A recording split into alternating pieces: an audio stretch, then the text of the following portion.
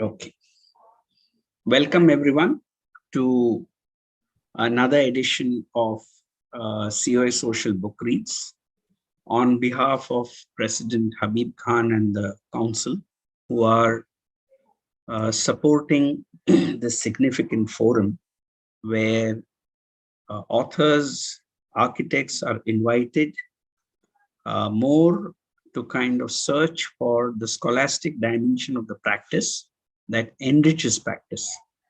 And today we are glad to have Professor Gemini Mehta with us. Welcome, Gemini, and looking forward to your talk, and then we could ensue into a dialogue. There are quite a few questions that even young architects and students had sent.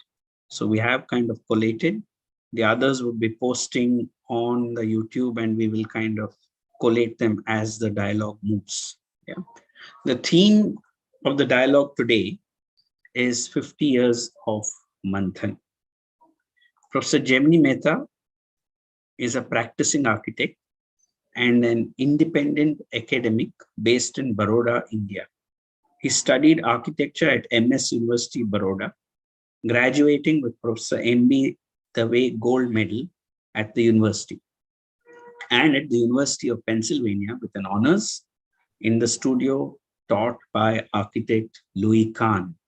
And this is in the mid-60s, sometime 1965.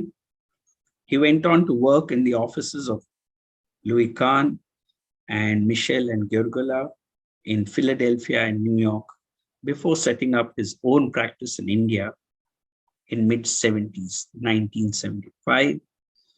His architectural work has been exhibited in New York, Mumbai, Baroda, and Ahmedabad.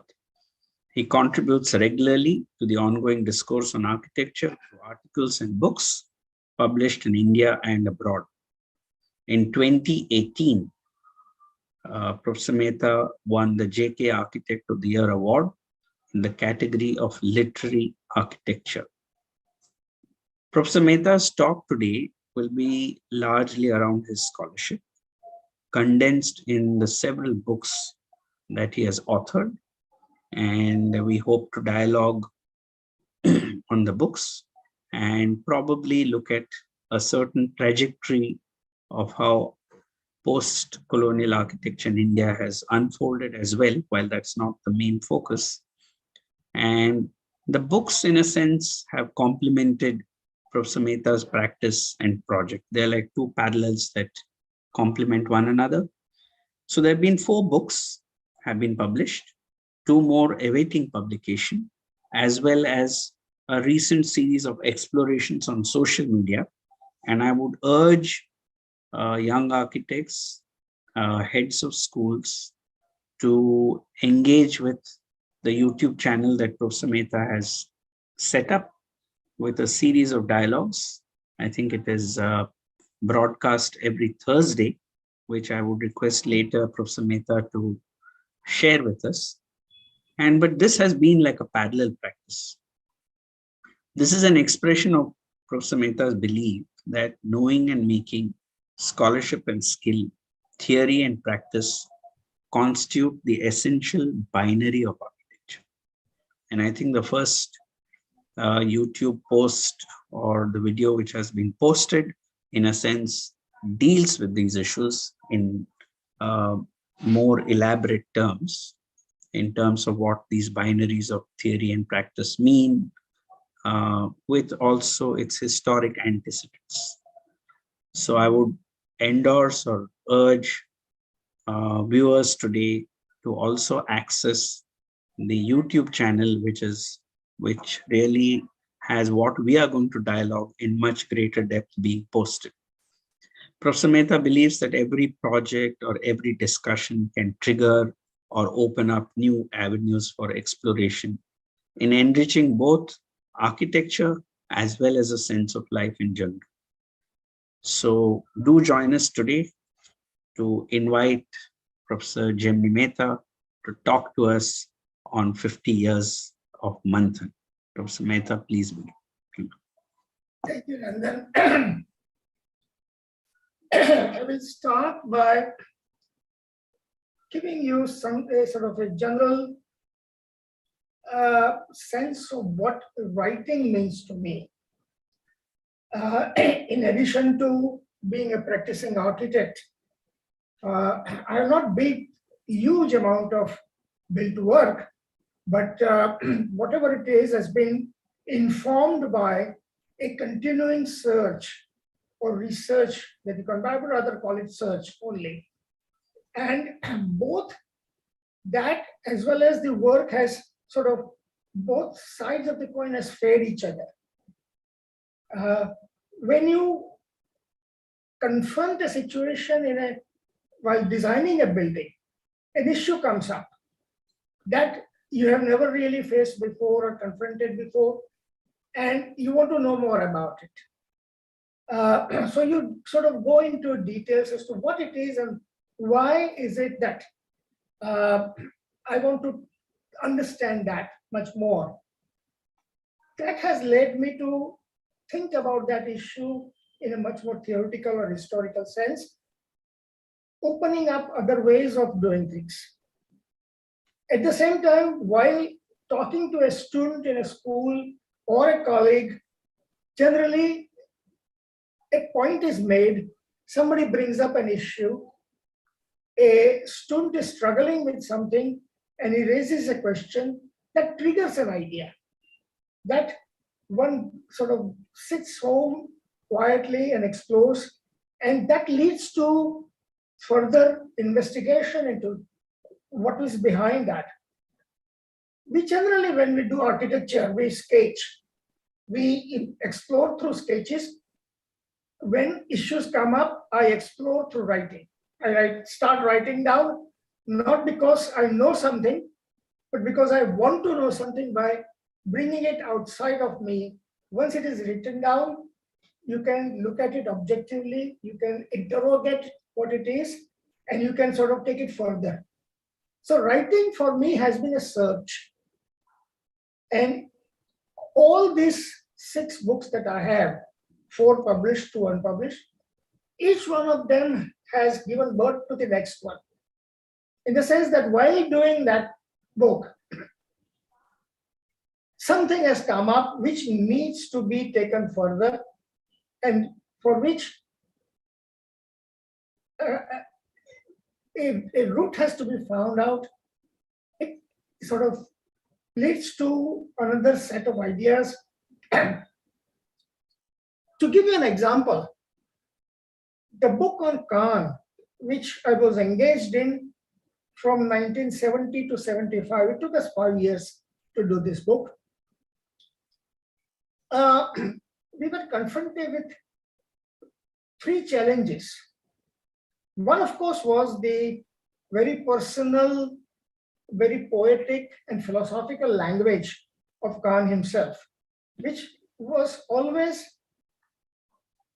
though very, very disciplined from his point of view, was difficult to understand for most of us lay architects. When he talked about silence and light, or when he talked about a lot of other things, order or so, we did not really know how to comprehend it in the kind of a modern vocabulary and terminologies that we were used to. So the first challenge was to understand that and put it in a way that doesn't necessarily violate his simplicity, but at the same time makes it more comprehensible to others. But in that process, an issue, a very important issue came up, is that is of historicity, that modern movement, which was very prevalent in the 60s, had sort of relied upon to develop a language of science and technology related architecture, rational architecture. Khan had placed himself, for example, in modern, throughout that time, we kept on thinking that architecture has evolved throughout history. From the beginning, which may be primordial to later on to the Greeks and the Egyptians and so and so, to Gothic and Romanesque and Renaissance and modern. So there has been a historical progression. Kant had placed himself outside that history by calling himself belonging to the volume 0 of history. Not one, not last, but even before history, he was looking at the essences, not the historical validity of his decisions, but the essences of decision. And so, in order to do so, I had to actually undergo a couple of years worth of research on what modernism means. What are the metaphysical and philosophical foundations? What are the ideas that inform modern movement in architecture? When I say I'm a modern architect, what does it mean? Does it mean certain kind of shapes I build with? Does it mean certain technology I use? But there must be some kind of a larger narrative that has to be consistent with modern architecture, which takes on the form that Bauhaus took, or Le Corbusier did, or Frank Lloyd Wright did. How do we understand that? So modernism, to understand, was a search that Kant's book led me to. It took me 25 years later, when the second book, Rethinking Architecture, came up, in which the questions that are not really fully articulated in the first book, I began to explore. That also involved looking at the conception of space, which is actually the way we understand space as a Euclidean space, X, Y, Z coordinates kind of thing. That is actually not a eternal universal conception of space, but it was born during Renaissance and has developed simultaneously with the development of the modernism. So that also became a issue that I had to sort of explore much more. That led me to writing the book on Fatehpur Sikri later on. It's about Fatehpur Sikri, but it's also about the space of Fatehpur Sikri. Because that architectural event of 1590s, 16th century, late 16th century, was before Renaissance, before the invention of perspective, before the way we started thinking about space. So the question was, what was the sense of space that Akbar and his craftsmen were exploring? So each of these books throughout has led me to, and continue to lead me to, areas which are still unexplored. And so the search goes on all the time. There are very crucial issues that concern Indian architecture. And I have, in the last couple of books, the sense of history and the non-aesthetic modernity, have touched upon that as to how do we understand this notion of modernity in the Indian context. Are we modern, and what is the relationship between our traditions, which are still valid, in the light of our aspirations to be modern, and that aspiration to modern, how do you reconcile with the traditions? So those are the things that it's still being explored. So the books, see, when it comes to books,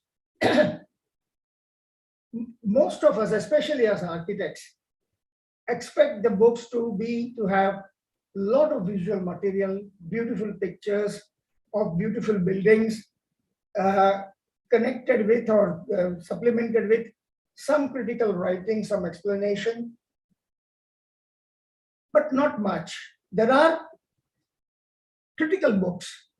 There are books written by historians and critics, but they are far and few in between, and not much more appreciated beyond academia. My series of books fall into that second category. It has been, yes, there are architectural examples, there are images, but they actually complement the ideas that are being explored. So I think the books have to be read.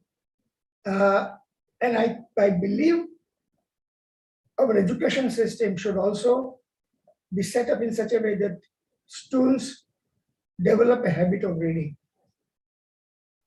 We generally look at very beautiful images, get impressed by that, but we do not understand what are the ideas that inform those decisions. And I want to focus on that. I want to make sure that our students, our young architects, begin to understand that.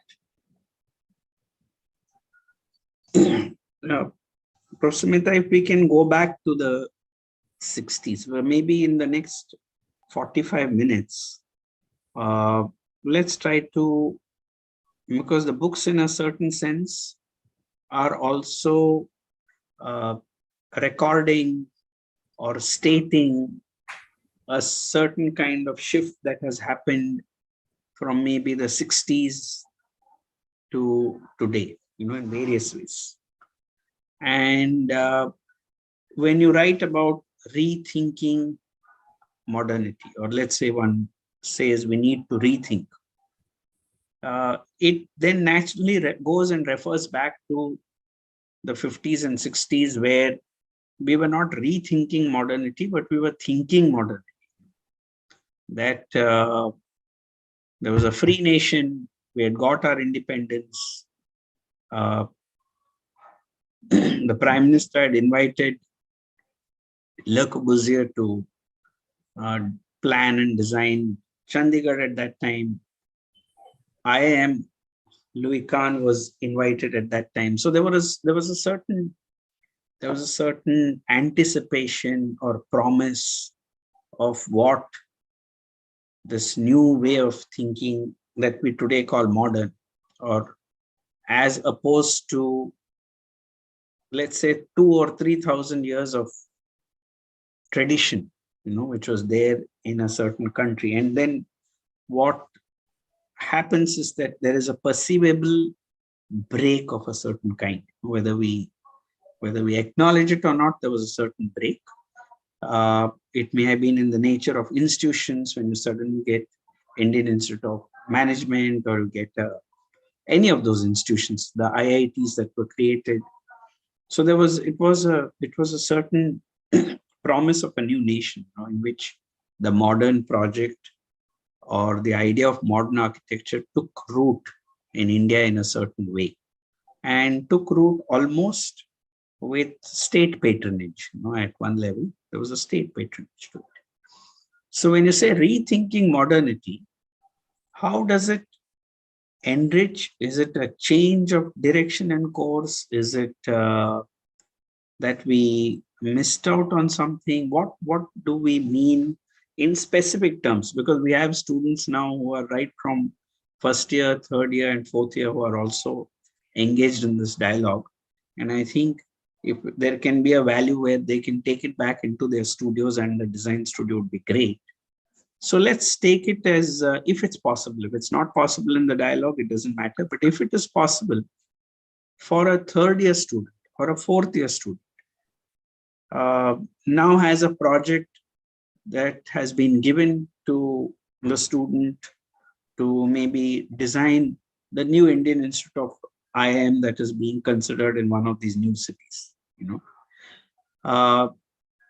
how would they rethink this idea? How would they, because at one level, the value of Louis Kahn, the value of going back to what he called the essence, and in a sense, a very monastic essence. There was a rigor of structure, there was a rigor of light, there was a rigor of program. I don't think he called it functions, but there was a programmatic rigor where the act of inhabitation was revered, was sacred. How a human being inhabits the building was a sacred act. It was not a functional act that you just sit and type something, or everything had a certain reverence to it, a certain respect to it. Uh, and therefore, there was a kind of rigorous understanding of what is material, what is structure, what is light, what is a human need beyond function, and how does that translate into a place of learning. So when we talk about rethinking modernity, and you bring in the idea that maybe in Fatehpur Sikri, I know that when the Festival of India happened in the 80s, Padmanabhapuram or the temple in Madurai, uh, Mandu, all these had become Jaipur, had all become certain references to go back to, certain notions of architecture that we believed emerged in the subcontinent. We need not focus on a national boundary here. It emerged in a subcontinent. Whereas modernity, did modernity end up making architecture functional? Did it end up making architecture merely efficient? Was there something lost in the process, or how do we reclaim it in this idea of rethinking? Nandan, yes, it's a very good question, very important question also. Excuse me. In order to do so, I think we have to understand, we have to go back to certain terminology, certain vocabulary. Modern, modernism, and modernity. This is when I begin to rethink modernity. I went back to what is it that we call modern? Modern is that which is contemporaneous, that we do in tune with the time we live in. Okay? Today, we do something which seems contemporaneous for us today, but in an African tribal society, they may have something which is something new for them, which may not be what is new in Europe or in India or in Rajasthan somewhere. So the question is, modern is something which is universal as aspiration of all civilization, all society. And that is what is meant by modernity. It's a noun. Modernism, and it is the thing that around Renaissance, through the invention of telescope and the change of worldview, where from Earth being the center of the universe, it becomes heliocentric, Sun being the center of the solar system, the entire worldview changed. And it became clear that only reason can give you right perception, not perception itself. So the whole idea of modernism became a kind of a political project. I use the political in a much more broader sense, as a public project to bring about a rational organization of both human society as well as human knowledge system. And it became such that science and technology were seemed to be the only rational domains of human knowledge, and therefore it was believed, it was supposed projected that everything has to be scientific or follow the methods of science and technology. So modernism is that. That modernism has run out of its course. And now it began to sort of be questioned around the mid-60s, where I was in America. Actually, the decade from 60 to 70, 2 decades, were some of the most sort of provocative, stimulating time to be in that part of the world, where this whole basis of modernism was being questioned. That why does architecture have to follow science? Are the methods of architecture same as that of science and technology? Do art and architecture think differently? It was at that time that people like Khan and the whole group of people around him, Jargula, Venturi, Geddes, Mechard, etc., as well as a young group of people in Europe, Van Eyck, Beckema, the Team 10 group, they had been questioning this intensively, extensively. And it was this that you can begin to see emerging in the work of Louis Kahn, whereby he rejected this whole notion of looking at architecture as rationally sort of justifiable. He talks about validity, which is outside of that. So that the whole notion of modern itself being questioned, but modernity continues. Modern may have been over, and we are now talking about postmodern. That postmodern implies that rational modernism has run out of its course. It was a kind of a ism which had lasted for about half a century, but it's now had to be replaced with something. We don't know yet what, and therefore we only call postmodern, but reality. There's nothing after modern, because anything that is after modern is new modern. So the idea of modernity as being contemporaneous still continues. And this is something that I began to explore, and I realized my very important discovery was that concerns India was that language, which is the source of knowledge, dissemination, has a very important role to play. We consider that modernity or modernism came to India from Europe. And we consider that the Golconda House is probably the first modern building in India. I question that on several counts. One is that, yes, the modernity or modernism that was developed in Europe during Renaissance, based on the science and technology, rationalism, came to, which can be known as the Enlightenment modernity, because it was the period of enlightenment throughout Europe. It was the vernacular modernity of Europe, which was rooted in that society, in that culture, but came here. However, an organic or vernacular modernity was already on its way in India, which has to do with local languages. We had a phenomenal knowledge system based on Sanskrit earlier, which was suppressed and replaced by English.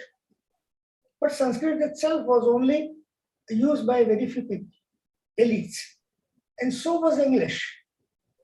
However, simultaneously, there were Bengali, Marathi, Gujarati, Tamil, Kannada languages going on, and they continued to.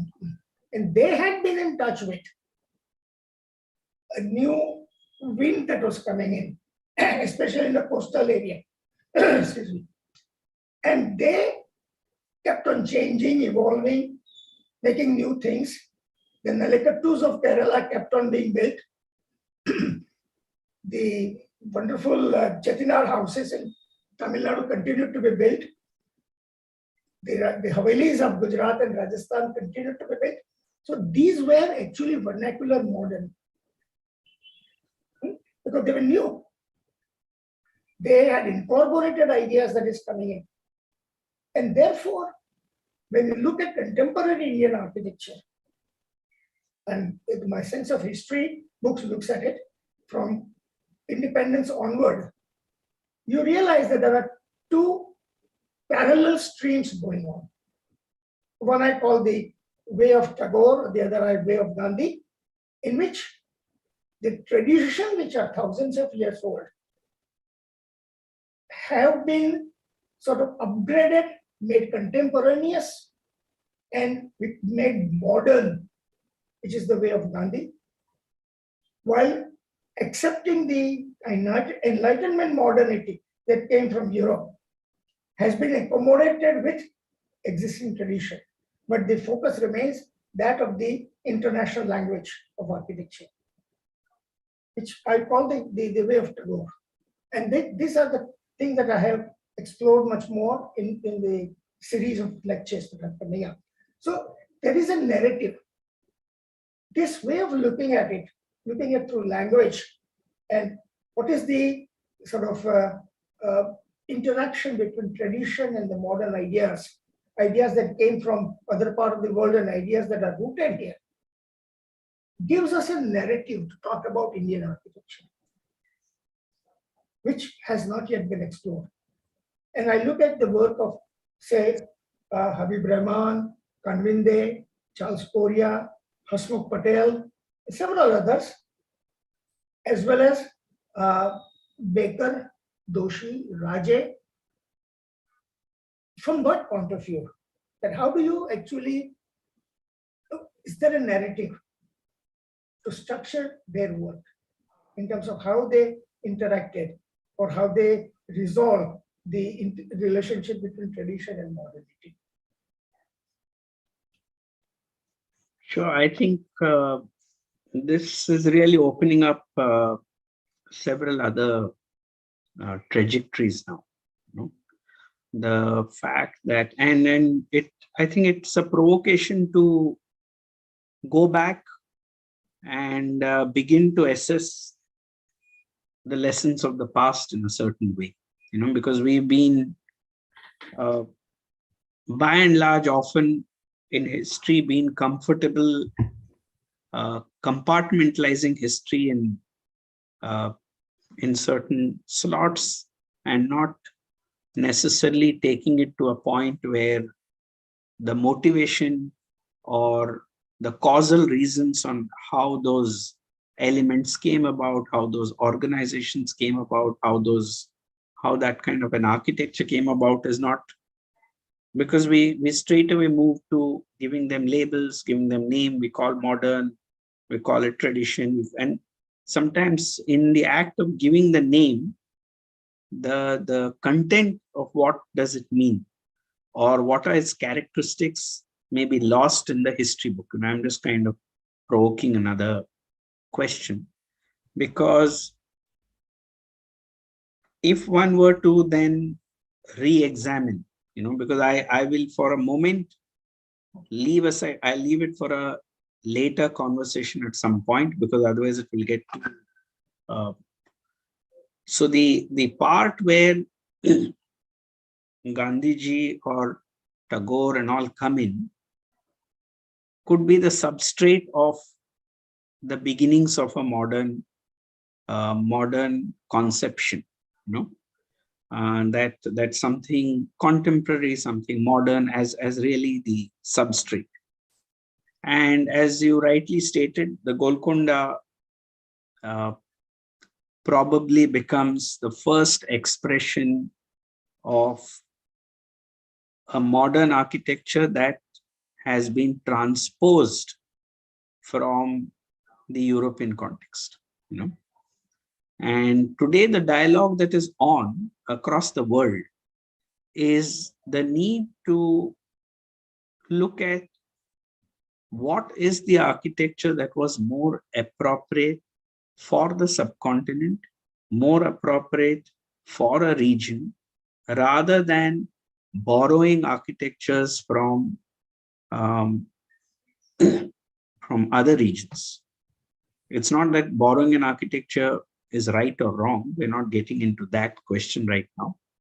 But how do you, if we were to, let's say again for a third year student or a fourth year student, and one were to kind of try to elaborate, if it is possible, certain attributes or certain features or aspects of an architecture which is appropriate for this region, an architecture which you probably condensed in the research on Fatehpur Sikri, as well as your travel across various, even in Baroda or Rajasthan, or we are kind of, you know, absorbing the nature of, or the manifestation of that architecture, which relates to a social and a cultural context.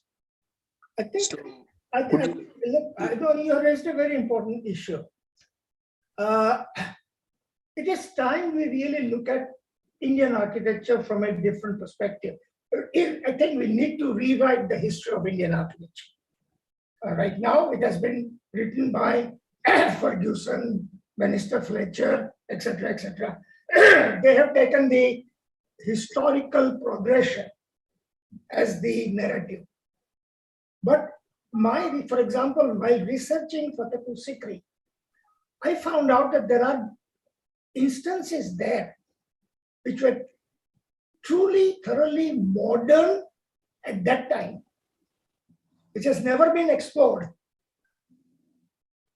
What is known as the Raja Birbal's house, for example, has a plan form and has an architectural composition never been done in India.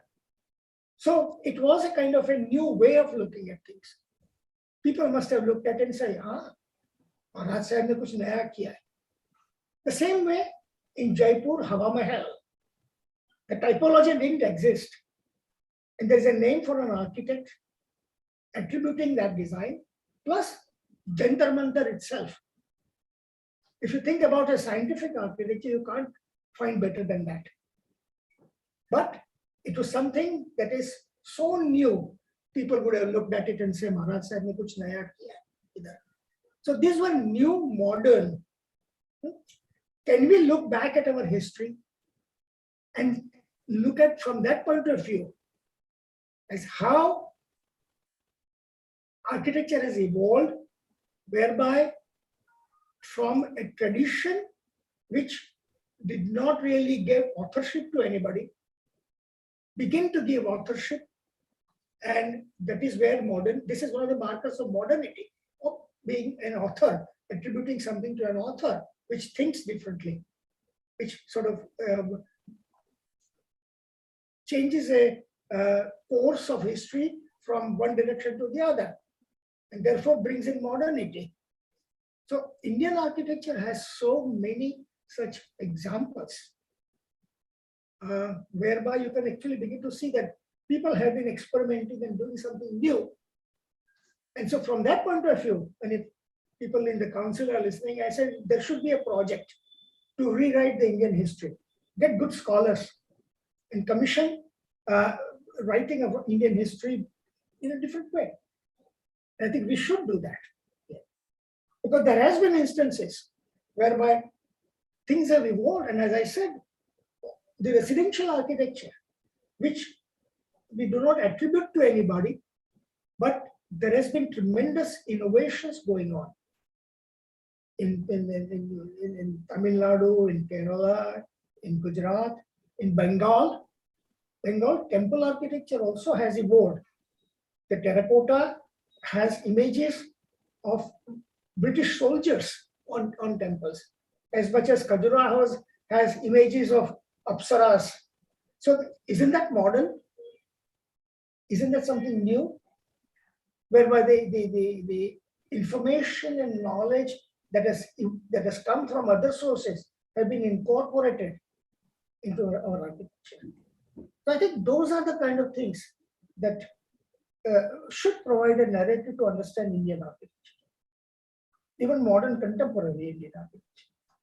Sure, I think that's an suggestion which we could, after the end of this conversation, take it on, and I'm sure the council and several heads of schools are have been tuned into this, because that's a feeling I think for several years now everyone has been carrying, that there is a need to reassess the history of the land from an indigenous point of view, rather than an other or an outsider's point of view.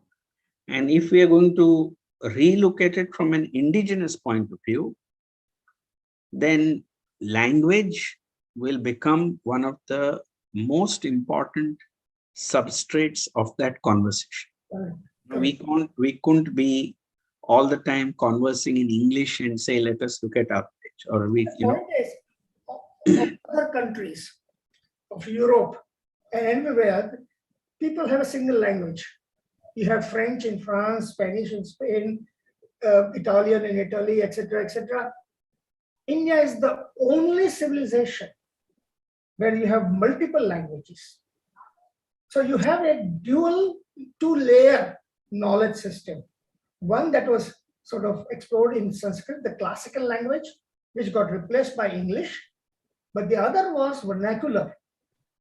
And that continued to modernize while the Sanskrit was replaced by English. And we, those elites who were talking and thinking in Sanskrit, began to do that in English. And so English knowledge, literature, science came in. The vernacular was continuing going on. It was not interrupted.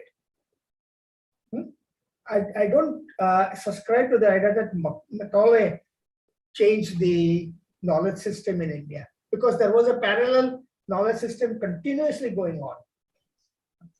So I think language is a very important thing for a country like India. For a country meaning, as you said, the subcontinental area, where knowledge becomes, the language becomes a vehicle of knowledge dissemination. Sure. I think there is also maybe a parallel situation happening, that one, yes, there is an evolution of science and technology. The other is there is a new nation which is shaping or emerging. So one is the architect at that time, let's say architect Kanvinde or architect Raj Rewal, architect Charles Correa, Professor Doshi, Laurie Baker, at that point are actually as architects confronting a situation where they are being drawn or even at times being challenged to design completely new typologies. Like Indian Institute of Management, completely new typology, and Indian Institute of Technology that architect Kanvinde is addressing is a completely new typology. And since you're bringing this up on the reassessment of history, I think it may be good to just bring a certain event or a transaction here, that when Le Corbusier came into India, architect Kanvinde had already built in concrete several projects. He had already dealt with these materials. You know, we have a kind of a wrong interpretation that concrete came in with Chandigarh. Architect Kanvinde, and if I'm not mistaken, Professor Doshi has even written on this fact that Corbusier requested and visited Professor Kanvinde's buildings to understand what the language of concrete holds as a promise in India. You know, and I think that's a significant kind of a moment where someone like Corbusier finds it important to visit buildings designed by architect Kanvinde to get a sense of the structure, to get a sense of how it is built, the expression of the column and beam and the building itself, and also a climatic notion. You know? So I think a rewriting of that history from various accounts, including what architect Laurie Baker was immersed in terms of his expression. It was not really something, as we are in the schools we present, that modernism happened in Europe and it was kind of came into India and we absorbed it. I think there was a much deeper dialogue in this process, and it had different parallel expressions. And so which I think your conversation brings up.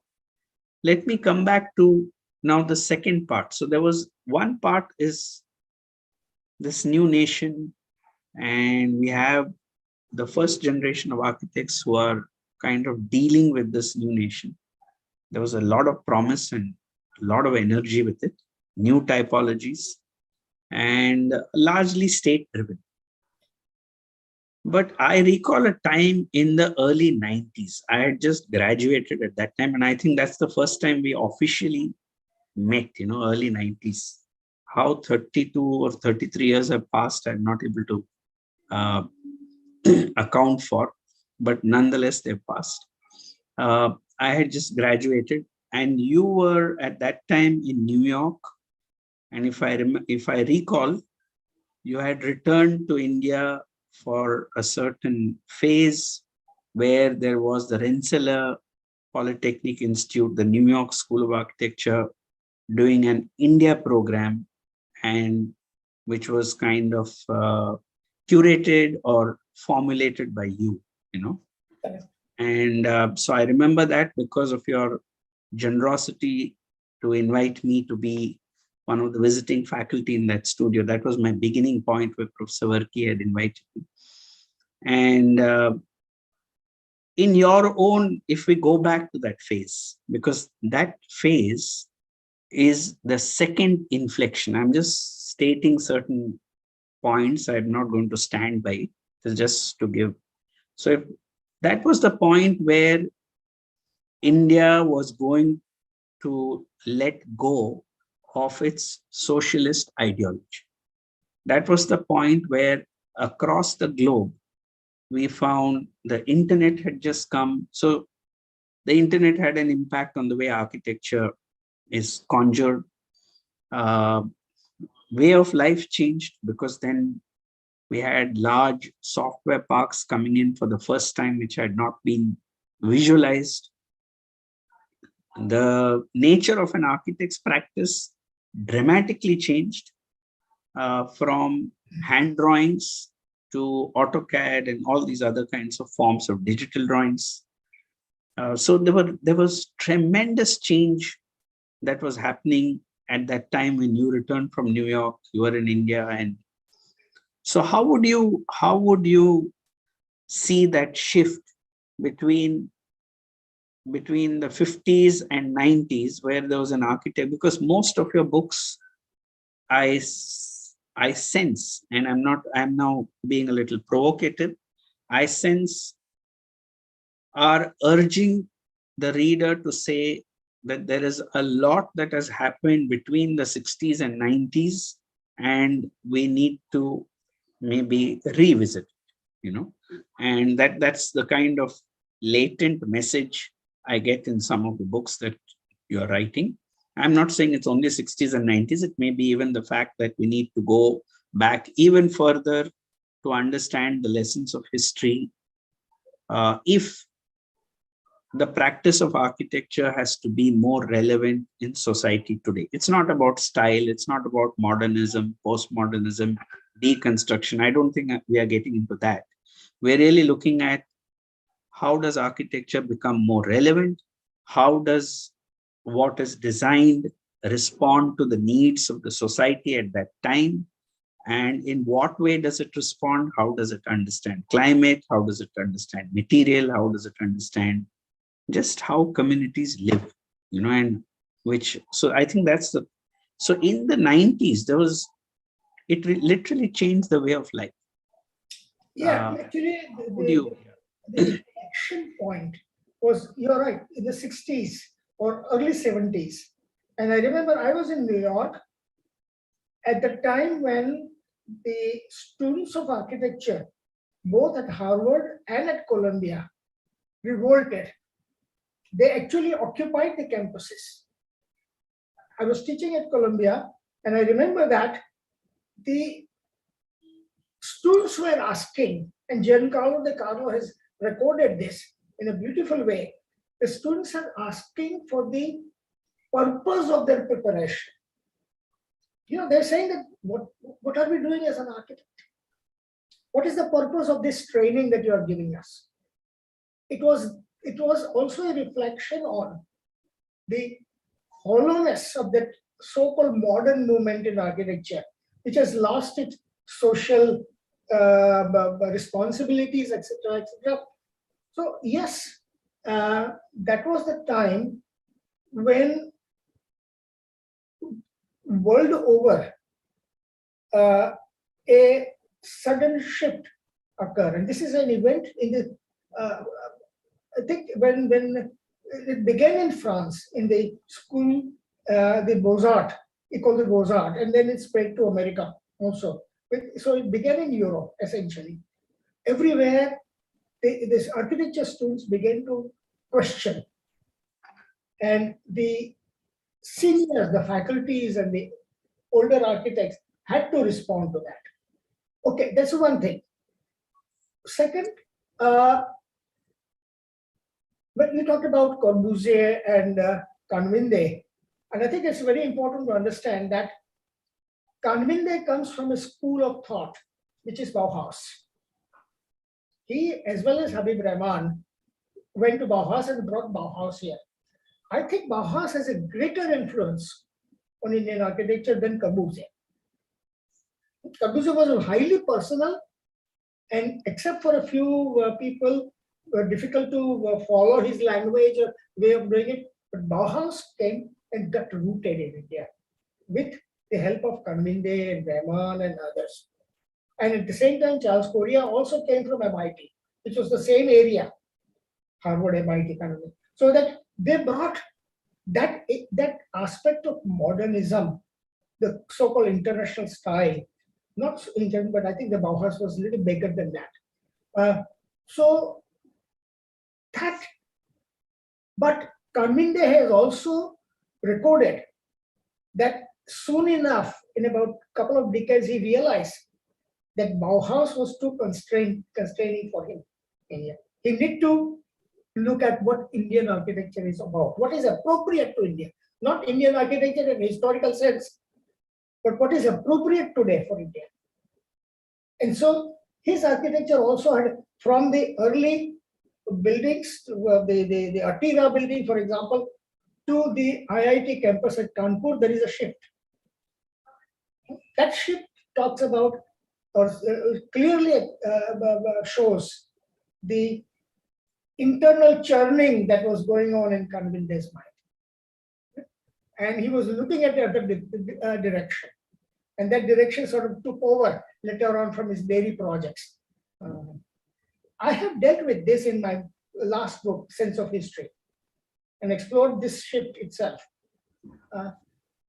The major thing that I also found out in the 90s is something which is still can be questioned, but I think I'm convinced about this, is that from mid-40s, from the beginning of the independence until 90, there was this kind of a sense amongst everybody, me included, that India has to have its own identity. In order for India to present itself in the world, there must be an Indianness kind of things. And architecture, not consciously, but subconsciously, architects were looking at a language with which India can be represented. So there is a kind, this is why I subtitled the book, Architectural Representation of the Idea of India. It was happening from 90s onward, from your generation. That pressure is sort of dissipated. Now it's much more a global thing. And I think that's a shift that also needs to be explored far more. Absolutely. And the new architects, young architects, your generation, and several others, your contemporaries, are already doing that. They're less concerned about sort of quote unquote Indian architecture than architecture with a capital A. And I think that is a wonderful shift. Yeah. No, I think yes, I would agree that the issues that are coming up probably need a parallel dialogue in some other forum, or it needs because these are all questions that finally have an influence on the pedagogy in a school of architecture, what is conveyed to a student as history, and then because that eventually shapes the formulation or predilection of an architect when a young architect, when he comes into practice, or when he or she comes into practice. So very often what happens is that in the absence of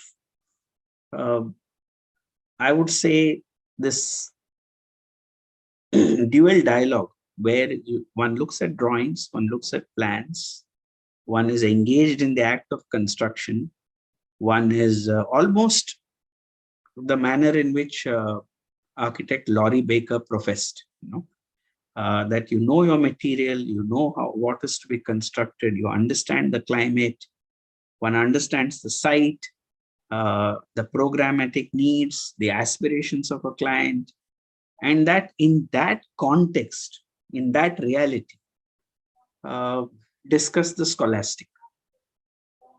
In that reality, because I recall one conversation in Ahmedabad with architect Charles Correa, and in his mood at that time, I'm going by a certain mood also.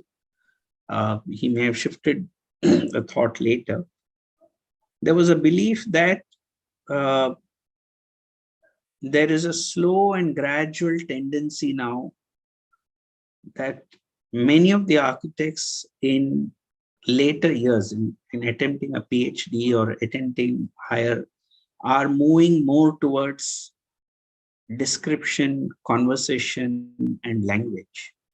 And it is separating itself, and which probably is happening in many American and European universities also, that there is a language of how architecture is spoken, and where it is distancing itself or becoming further and further away from the act of construction. That how construction happens, how a beam is cast, or why does it take a certain form?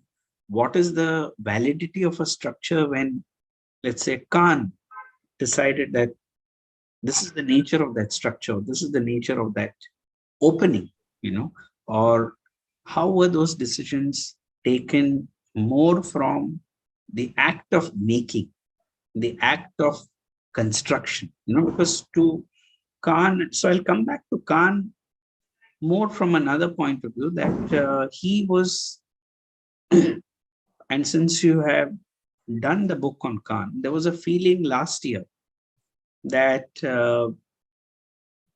certain principles, now I'm using the word principles because there was a large audience. I don't use those words, but certain architectural principles that Khan kind of explored or engaged, which then gave an expression to his architecture, which as you stated, did not fall in the flow of the modern movement. It was not going to have a free plan, or it was not going to have ribbon windows or whatever. It's there, but he was really drawn to maybe Mandu. He may have been drawn to maybe, of course, Carcassonne and Rome and architecture in Italy, which was one of his derivations. And from there, trying to say that this should be the nature of architecture. So when you were working on the book, could you share again, keeping the third year and final year in mind, could you share what were those shifts that Khan felt he could not engage in the mainstream, so-called, the contemporary architecture that was happening at his time, but he made a shift? Yeah, I do that. It's again a very important theme to explore. One of the casualty that architects suffer through modernism is the separation of architecture and engineering. The whole idea of thinking through construction got separated. Engineers, the civil engineering discipline happened in mid 1700, and sort of architecture was left to sort of rethink its own identity. And I think that is the beginning of this notion of abstraction and the kind of language that Charles was complaining about. And it's really very prevalent even today. If you look at a lot of literature, they are highly intellectualized, removed from construction, removed from the act of making. And it is this that intuitively Kant brought back together engineering and architecture for him. Like, for example, Richards, it's a very good expression of how architecture was thought of as a system of construction. His notion that decoration or ornament occurs through construction is exactly to say that detailing has to be thought of in with certain reverence, not through abstraction. So that the one of the major difference between the modern movement and what Kant was proposing or advocating was that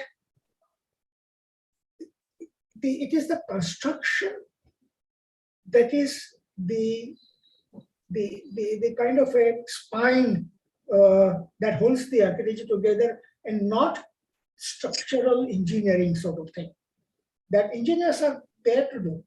But you have to start thinking in terms of how things are put together, how you actually assemble things. Not just the beams and the columns, but even the little things, the fabrics of this building. How does it come together? That actually is one of the things, one of the contribution of Kant, which is not really acknowledged as much. Mm. And when you see IIM, for example, the fact that he found a language of making windows and the tie beams and all that is his way of expressing construction. Because he was thinking through construction. I think that's another significant attribute or aspect, which I think in another longer or a separate conversation we could have, because it begins to impact the way in which we look at the act of design, look at the act of construction, look at material and understanding of material. And I think expression of a building or all that come as more a refinement or a outcome of that process.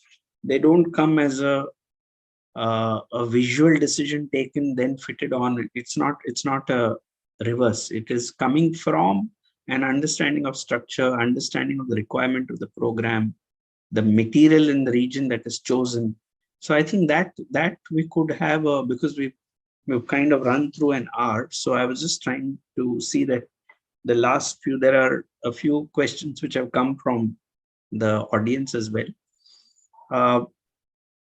In today's time now, I think this question can be linked to the fact that through the pandemic, you decided also to create now a certain platform on a digital platform. It's a YouTube channel where all these issues, because each of these issues we spoke, we could probably speak for much longer, but we are so the channel really is dealing, your channel is dealing with each of these issues from your perspective. And I'm sure there are others viewing who will have who may resonate with your perspective or who may disagree with your perspective. But I think that's the beginning of a healthy discourse on the relevance of an architect and its place in society.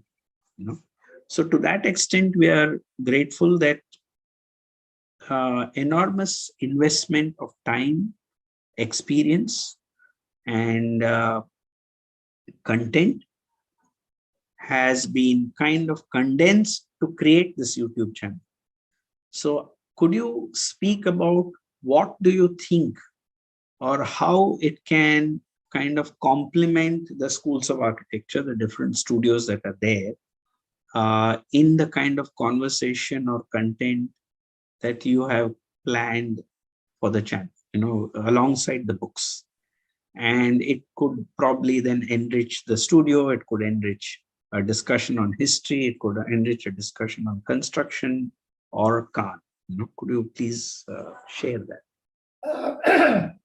When I started doing this, it was not intended to make a point or convey some ideas to the schools or anything.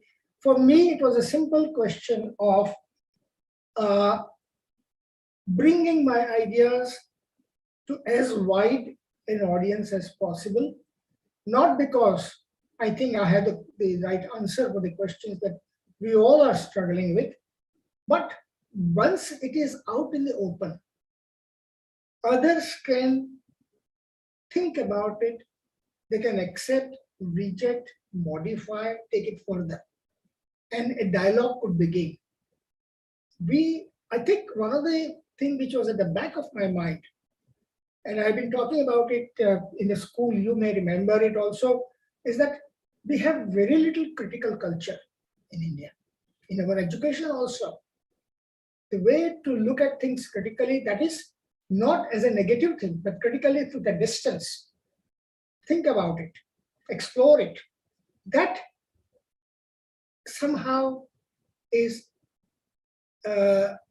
really missing in our education system. That is one of the things that we architects, I find, don't have this habit of reading. And that is one of the things we try to introduce at SET, which the school that you went through. So I began this thing partly out of a frustration that my last two books were not being published. The publishers were sort of thinking about it, but they were looking at the resources. So I said, look, I'm going to use this wonderful fora that now the technology allows me. It's like the Greeks and the Romans going to that forum and talking to the public. So it is a way of being in the public, to bringing something in the public so that it can be shared. How other people will use it, how schools will use it, teachers or students or architects will use it, I don't know. I have no way of doing. But if it triggers something, if it provokes something, if it raises a question, and if a teacher is being confronted with the students with a question that might be difficult for her to answer, say for example, I might have done my job. So, I mean, the whole series of 12 lectures sort of emerged more or less unplanned. It sort of went on and nothing happened. I didn't even know how I was going to broadcast it or not. It was there. The two young assistants helped me with social media, which I did not know anything about, frankly. But I know a little bit about. But I think I find that now this technology replaces or sort of brings in another form of the agora or the forums. Yes, absolutely. To which we can bring out, we can be in a public. To which, I mean, I think the word politics is very important here. It comes from the word polis, P-O-L-I-S, not the police that we are afraid of all the time, but polis, which means to be or to act in public for public good. So this is one way of me being in the public. Thank you, Professor Gemini Mehta. I think while we have come to the end of the talk, we've spoken for about 1 hour, 20 minutes. I hope that everyone participating has got a sense of the books. There was one on Khan, the other on Modernity, and I would say a seminal work on Fatehpur Sikri. And I had the opportunity of reviewing few of the books for the Hindu as well. So I would say, let's keep an open mind to continue this dialogue, either in this forum or another forum, because the issues that have been raised on the relevance of architecture, an understanding of construction material, space, and how these have kind of manifested in different times from maybe medieval times, in the 1500s, and when during independence, and now the 90s. I think does call for a much deeper discourse if architects have to rediscover another kind of relevance in society today. So that schism that you mentioned, also the schism between engineering and architecture, where an architect may be more or less perceived now to be dealing with only the visual aspect. And so I think these are misconceptions which need to be addressed largely within society. And while your books are kind of speaking to an architectural audience, to young architects, schools, I hope this opens up many further dialogues. And thank you for setting up that the YouTube channel, which can be accessed by all. And I'm sure there'll be several schools who would like to access the YouTube videos that you're making on these different themes that we've discussed. And so if you want some closing on where are we heading, or do you see some premonition or intuition of how do we reinforce relevance of an architectural practice in a very challenging condition of society that we are all in? A few words and then we could probably close. I would only say that let everybody watch those 12 sessions. And then I would like an opportunity to interact with whoever wants, because I think ultimately it's a question of provoking thought. And if the schools want me to interact with the students or anybody, I'll be very happy to do so. Sure. I think through the COS social reads, we would attempt to take it to several schools who have also indicated interest already. So we will maybe come back to you when the schools kind of, especially fourth year, final years, what you had suggested because of the nature of content also.